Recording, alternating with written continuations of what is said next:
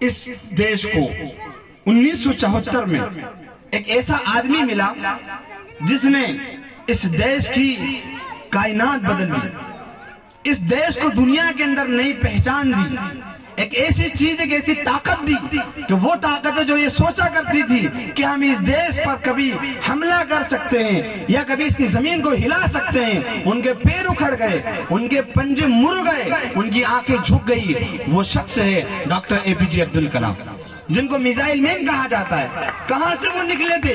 ان کے والد کیا تھے؟ بہت سی جگہ لکھا ہے شیلانگ میں وہ پیدا ہوئے، تمل ناڈو کا ایک جگہ ہے، گاؤں ہے، وہاں سے تعلق رکھتے تھے۔ ان کے والد کیا کرتے تھے؟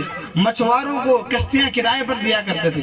خود ڈاکٹر اے پی جے عبد الکلام بچپن میں کیا کرتے تھے؟ انتہائی غربت کا عالم تھا، اخبار بھی بانٹا کرتے تھے، اس سے اپنی روزی وہ کمایا کرتے تھے۔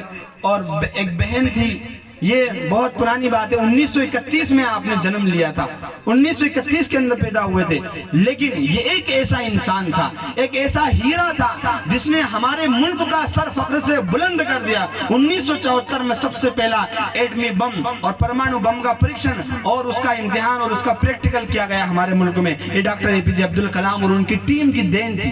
آج کوئی ہے جو ہمارے ملک سے آگ لڑا سکتا ہو؟ کوئی ہے جو اس کی طرف اپنی نگاہیں اٹھا کر دیکھ سکتا ہو؟ کیوں نہیں؟ کیونکہ ہمارے پاس وہ طاقت ہے۔ وہ کس نے دی؟ وہ اسی تعلیم نے دی، اسی پڑھائی نے دی۔ آپ کیا سمجھتے doctor A P J doctor Abdul Kalam کو؟ ان کو بھارت کے جو بڑے بڑے ایوارڈز ہوتے ہیں، اعزازات ہوتے ہیں، شہری اعزازات، آپ کو پدم بھوشن اور اس کی زیادہ جو ایک اور بھی بڑا اعزاز ہوتا ہے، بھارت رتن کے اعزاز سے ان کو نوازا گیا، ذہن سے نکل گیا تھا، بھارت 1981 میں ان کو دیا گیا۔